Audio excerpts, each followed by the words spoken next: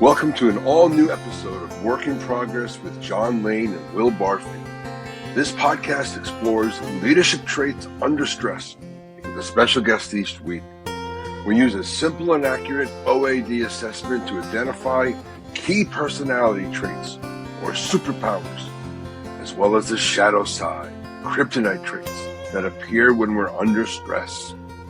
As always, we'll have some pod banter, shameless plugging, and we'll even let our guests talk for a bit. Of course, no humble brags. Welcome to the show. Oh, I should have done this. What does this mean? We're back. I'm back. We're back. You are back. That was pretty awful. I'm going to cut that off. No, I'm not. We are back. Lots to talk about. So we had a summer of WIP Rewind episodes. That was kind of fun to pull those up. But we're back now. We're all about going forward. We can talk about some of the Irish sheep and donkeys. I suspect our audience is pretty burnt out on that by the time this airs. But we have a new format. And the new format is going to get more talky talk from our guests and less talky talk from this guy. Yeah. I mean, still talky talk from you, but just not that much. Are you okay with that? Okay. I like it. You'll just sit there and not talk the whole time if I let you, right? Yeah, I don't know, though. I mean, I might get fired from the pod if I'm proving that useless. No, you're not that useless. All right. Good to see you. You had a good summer? I did. As this airs around President's Day. I'm glad that you did. What was that? As this airs around President's Day. Really? That long? We are full of guests. We've had no problems getting guests, and I like to get the recordings in the can, but we are going to let some time. We're not going to start recording again until late January. I think Jen's going to be our first recorded date because it is too much to have that many in the can, and people want to see their pod, and they don't want to wait that long. But Jen Toomey? Yeah. Oh, that's what I was going to suggest. Oh, there you go. You know what? Do it anyway. Okay. And it'll be like fucking magic. Oh, yeah. Take credit for it. I will. That's good. So are we recording yet? We're not. Are we? No, we're recording. Oh, okay. We've been recording. We just edit it together later, or I don't know. We always did our things. We never edit. We've only edited one time. Remember Brian? He was on. He was shit talking his former employer. I was like, okay, cut.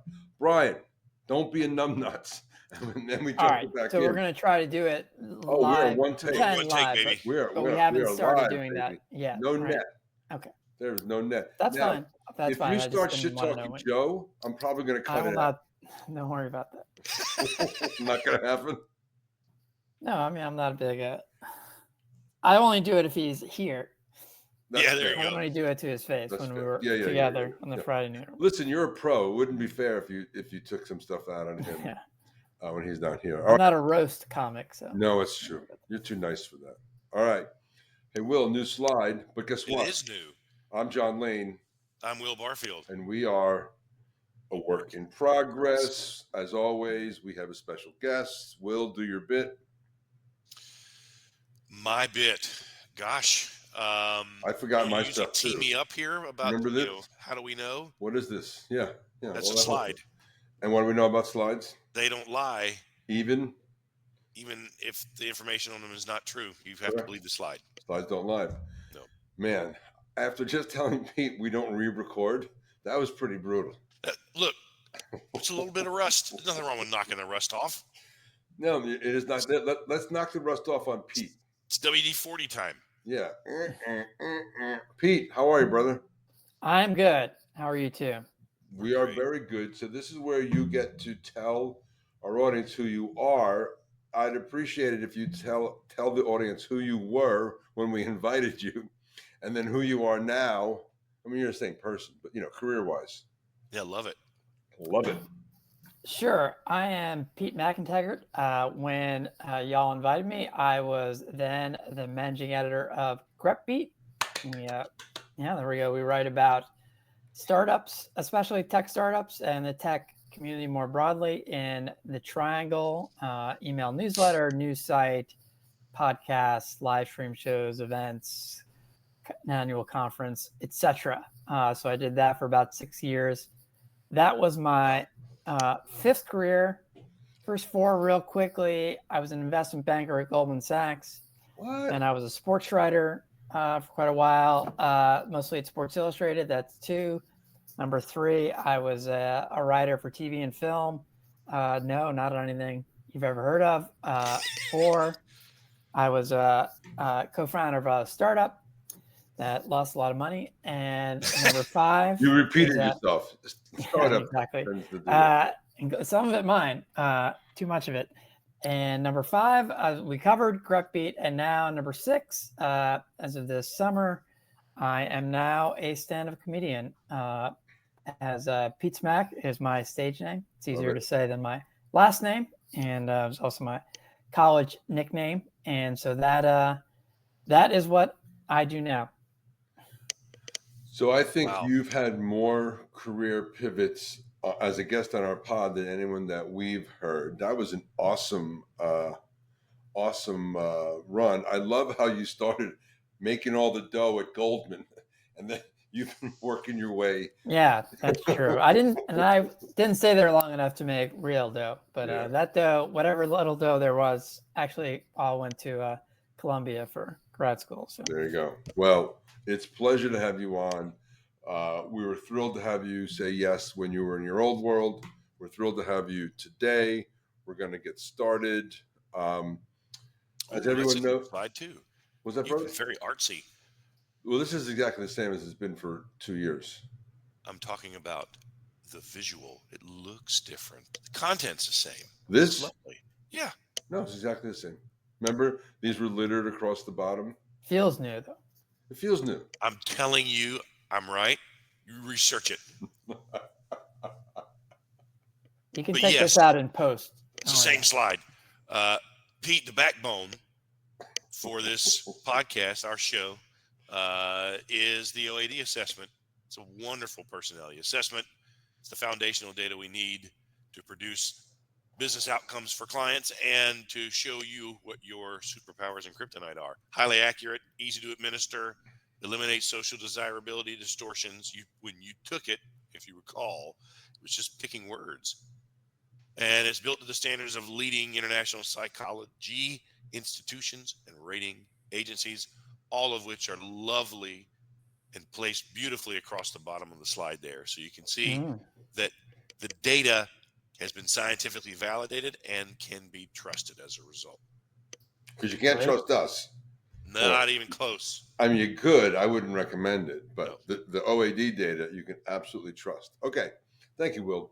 So in our world, we introduce OAD through the leadership style matrix. It is a quadrant. Somebody caught me the other day. I was saying 4 quadrants, but you don't have to say 4. Right? Quadrants is by definition 4? Yeah. Columbia Business School graduate. Journalism school. That's we don't really know math, but I happen to stereotypically journalists don't know math. You nailed it, right? I did work at Goldman, so I do know a little. There you go. You know quadrants, right? Everything's in the quadrant. So this is a little covered up, but we have generalists and specialists, socially oriented and technically oriented. I am a socially oriented generalist. I'm in the builder quadrant, and I'm what's called a negotiator. Will is a technically oriented journalist, architect quadrant. I'm a developer.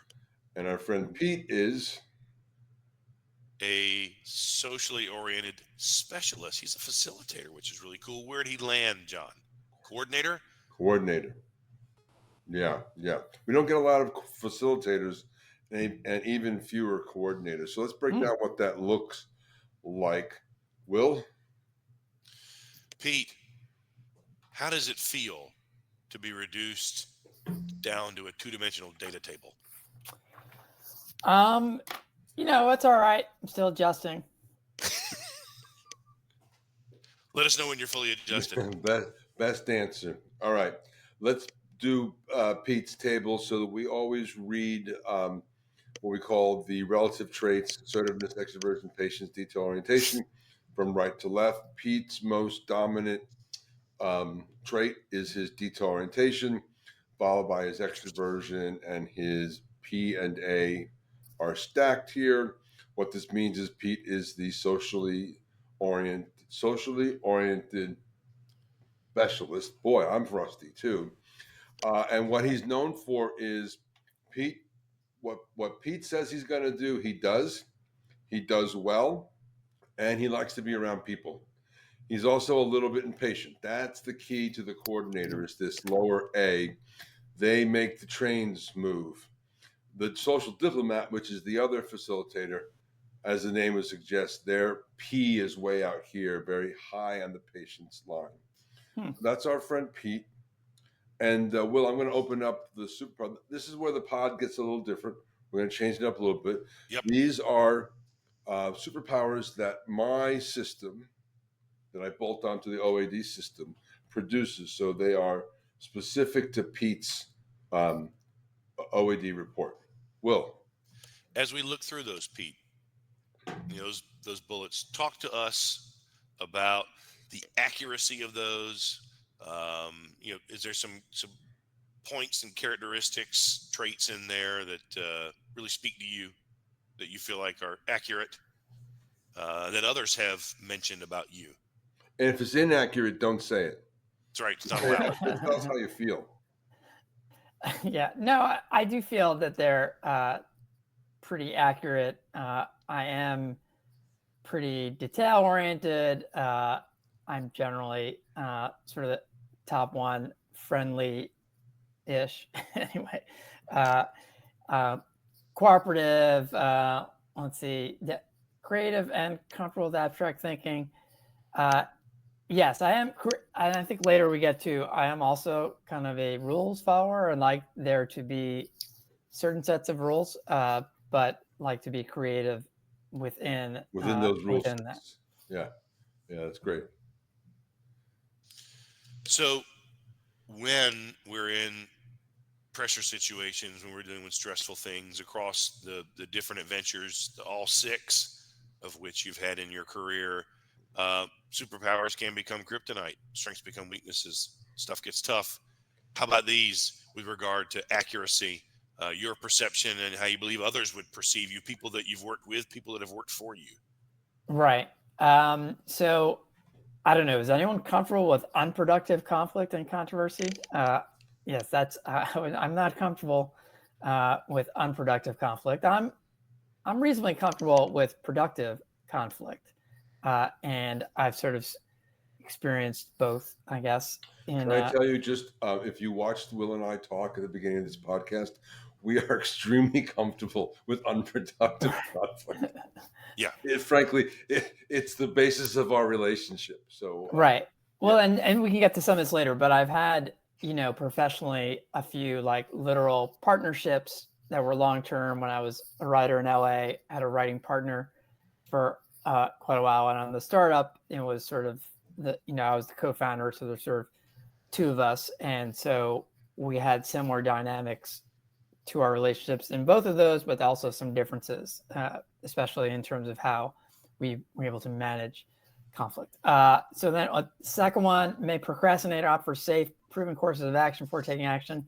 That is true. I do kind of doing new things. That's been a challenge in my new incarnation, because I'm trying to, particularly on technical things, I'm trying to teach myself a lot of, video editing, things that I would have other people do for me in the past. And so that's been a challenge. And actually, just before we did this, I'm trying to build PeteSmack.com. I really just want something basic, but I emailed Joe, because Joe had once said, Joe Calfee, Crappy Godfather, because he had said, "Oh, I'm good at that. I could help you with that." And so I just emailed him to see if he would actually do that, because someone pointing me in the right direction would save me not only a lot of time, but also a lot of anxiety about doing things. I prefer to know how to do the process, and I'm very process oriented, so I can get overwhelmed when it's a new process. That's the specialist side of you. Yeah. And then logic minded decision maker,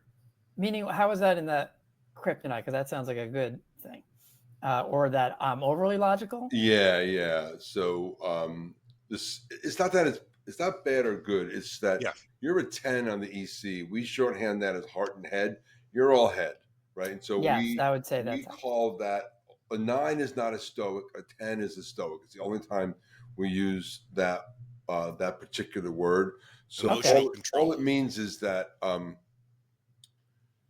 like you're going to be just extremely logic minded in your decision making. You're right. I probably left off a few words, but you right. may That upset some people around yes, you no, because you're so that logical. right. And I'd say one of my partnerships that could happen because I'm like I don't understand.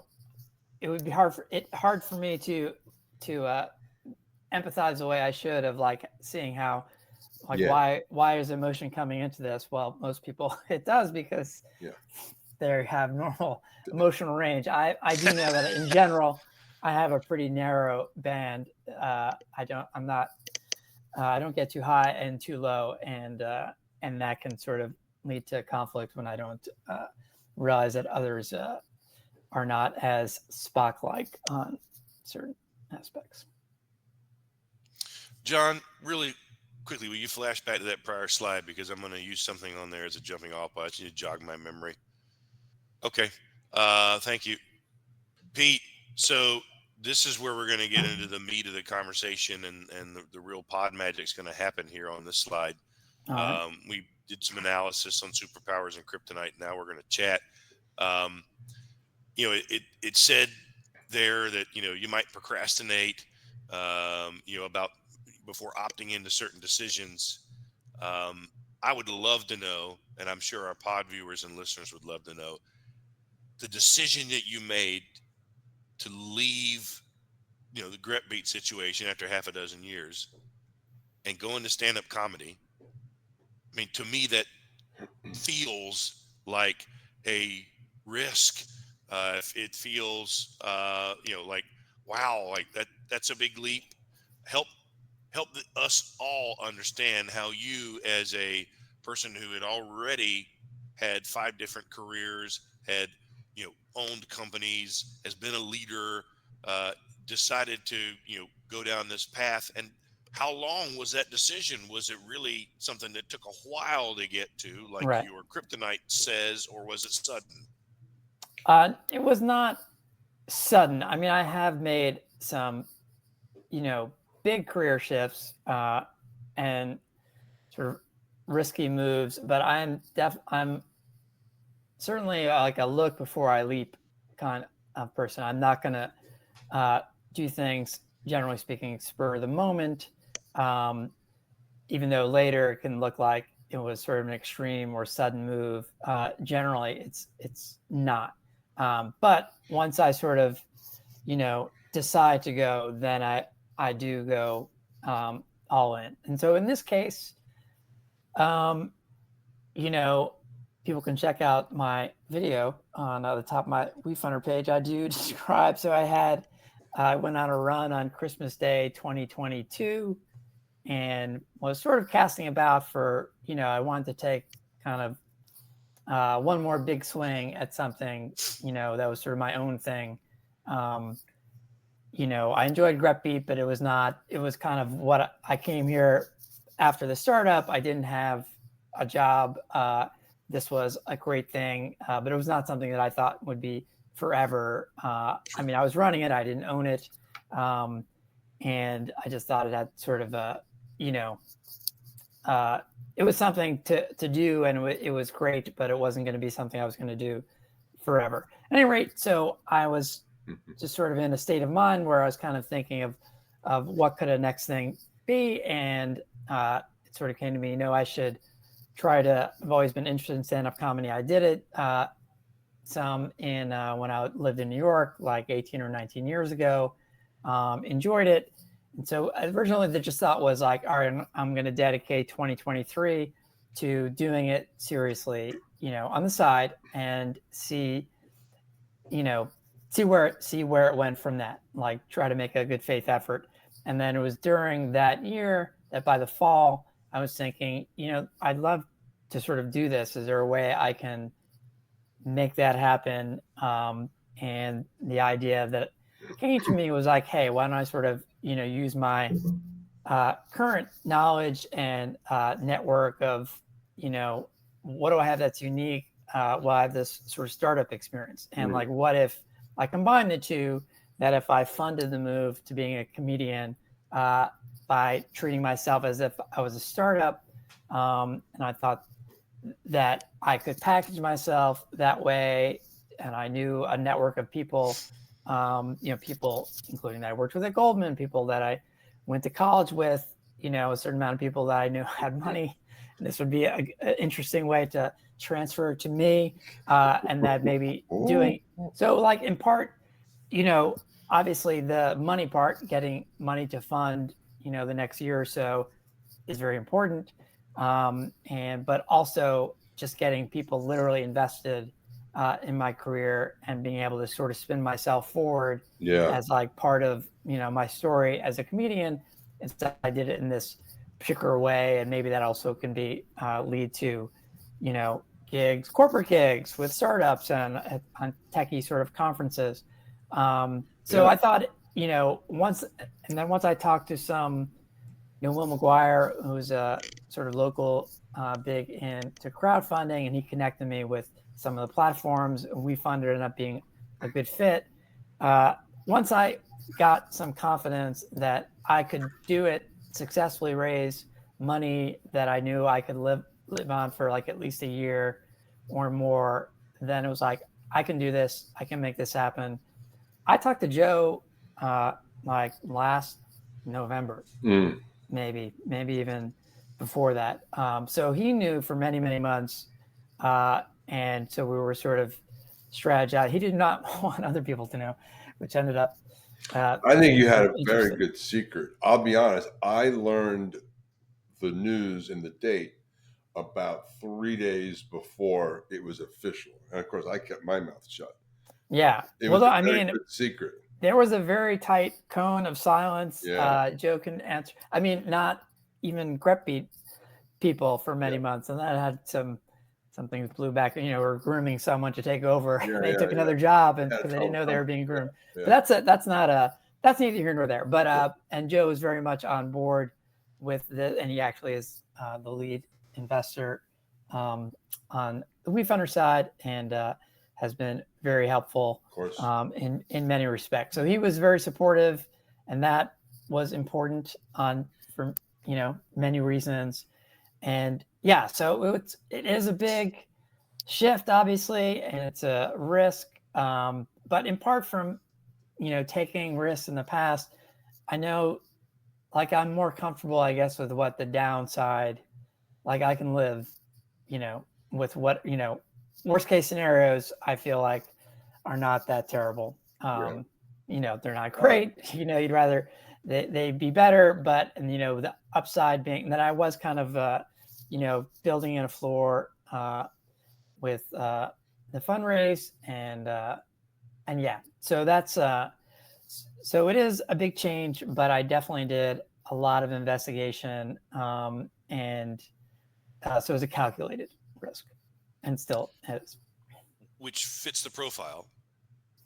And all right. Very interesting that, I would have just assumed that someone, not being Pete necessarily, just someone X who was like, I'm going to go do stand-up comedy. Like you go out there and start doing it and start trying to live off the gigs. So the model that you created here, where you actually went and did a fundraise, fits that startup world that you came from and understood. But is that also something that, you can talk to other comedians about replicating? I mean, can you share this model with others if it works? Yeah. I mean, I'd love for other comedians to do it. And, if I was already able to support myself directly through comedy, I'd be doing that. In part, I just am not at that stage. Almost nobody is, Pete. Right. Yeah. But I also just feel in part, the thought is, hey, I raise this money so that I can be all in. I just feel like I'll get up the learning curve a lot more if I can do it totally, understanding that I won't be supporting myself with comedy revenue. It's sort of like, can I buy this year to figure it out? Year, 18 months. And I'm going to put a button on it for your profile because, that would be a good slide. We could go to put a button on it You love buttoning. I do love buttoning. So the button I'll put on this, and then we'll move on, is that